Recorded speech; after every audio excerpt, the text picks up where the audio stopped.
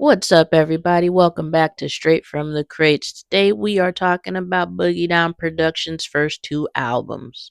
And they are not just rap albums, they are, in my opinion, celebrations of war, history lessons, ego trips, philosophy sessions, street poetry, and pure hip hop energy all at the same time.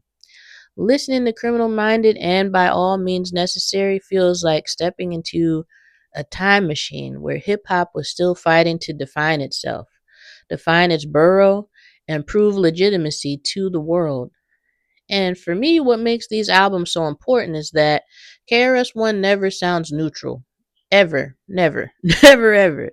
And he sounds like a man who believes every line out of his mouth is life or death, specifically for hip hop culture.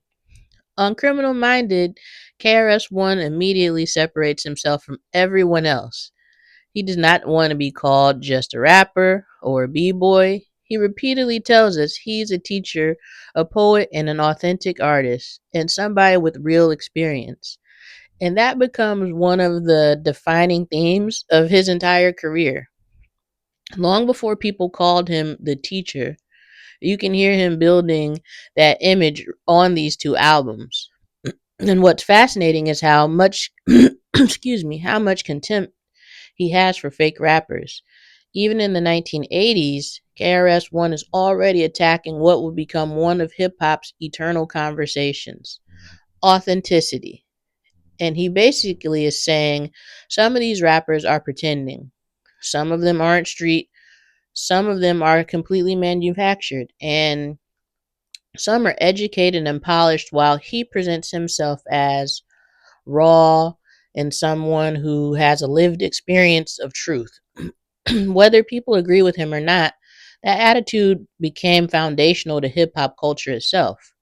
Every generation has had this argument afterwards.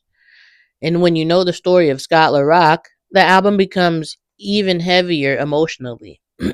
There is a sadness and an aggression running through the music because Boogie Down Productions wasn't just a rap group, it was a brotherhood, and they focused on survival and identity. And Scott LaRock's representation, well, represented stability, and the vision and his death changed everything for this group forever. And then we get, to the song South Bronx. This is not just a diss record. This is hip hop territorial warfare. Like KRS-One was responding directly to MC Shan and the Juice Crew. And this narrative started, well, the narrative was hip hop started in Queensbridge. And KRS-One said absolutely not. And to him, the Bronx was some type of sacred ground, I would say, or the birthplace, or an origin point, I would say. And what I love about South Bronx is that it sounds proud, and it's defensive, and it sounds historical. It sounds like somebody protecting their home from a revisionist. And even if you're not from New York, you feel the energy immediately. That's why this song became so legendary. It's one of the greatest diss records ever because it's bigger than the insults. It's about cultural ownership. And then the bridge is over. That escalates everything into pure chaos. Like KRS-One is coming at everybody from Queens. MC Shan, Roxanne Shante, the Juice Crew, and absolutely nobody is safe. And for that era, some of these lyrics were wild, petty, and pretty disrespectful. A lot of it to me, when I listen, is funny and theatrical, but that's what makes this so hip hop. It's battle culture turned into performance art. And the whole Criminal Minded album almost functions like a Bronx propaganda machine. KRS-One is uplifting the Bronx, naming names, disrespecting rivals, rewriting narratives, and making himself the central authority figure in hip hop. And it's just total arrogance in the best possible way. And the craziest thing to me is This beef helped establish one of the longest running rivalries in hip hop history. And you can still feel the echoes of this style of territorial pride decades later in rap battles. There's regional feuds, who started what, all types of debates. And then you have the album By All Means Necessary. And instead of calming down, KRS somehow becomes even more intense. The title alone is pretty legendary. And the Malcolm X cover work is also inspiration, and it immediately tells you that this album's going for something larger and more focusing on politics and philosophy. But at the same time, KRS-One still cannot resist battling and asserting dominance. Like on My Philosophy, it's one of the clearest examples of him building his mythology. He's telling us who he is, and he's telling us he can't be intimidated. He's telling the weak rappers to evolve creatively, and he's telling people to expand their minds. And then he even randomly lets everybody know he's a vegetarian too. And that's, classic KRS-One. And there's like serious social commentary mixed in with bizarre personal flexes, which is cool.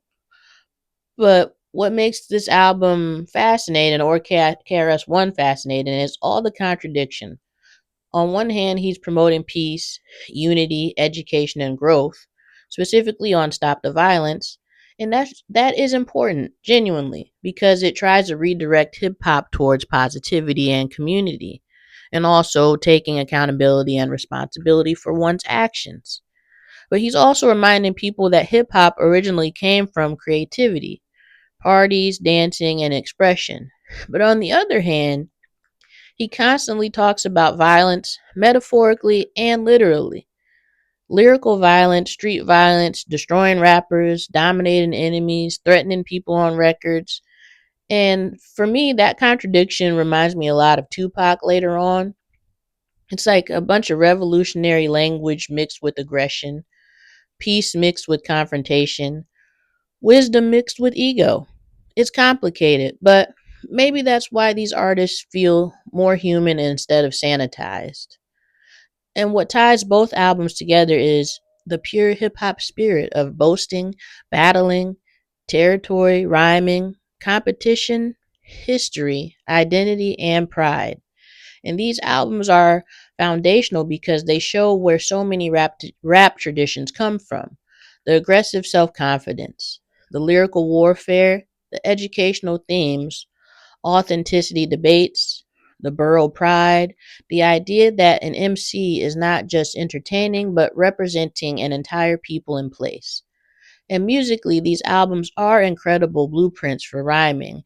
And KRS-One's cadence, projection, and breath control, and also clarity, are still, are still the structure of how you would rap today. And you can hear how much later rappers borrowed from his conscious music or unconscious music. Either way, he's basically a huge influence on the hip hop community. But honestly, one of the most beautiful things about hip hop is you did not have to be from New York to feel connected to it. When kids across America were yelling in South Bronx, they weren't just copying a song, they were participating in hip hop culture itself. And the music made people feel like they belonged to something larger than their city or neighborhood. And that's the power of early hip hop. A kid from anywhere in the world could hear the Boogie Down Productions and suddenly feel connected to the Bronx, connected to the struggle, or connected to the pride, or just connected to the art form. And that's why these albums still matter, because regardless of where we come from, hip hop gave many of us identity, imagination, confidence, taught us how to rebel, and how to build community. And for me, they are us and we are them. So that's it for today on Straight from the Crates. Remember to like, comment, and subscribe, and also share. Peace.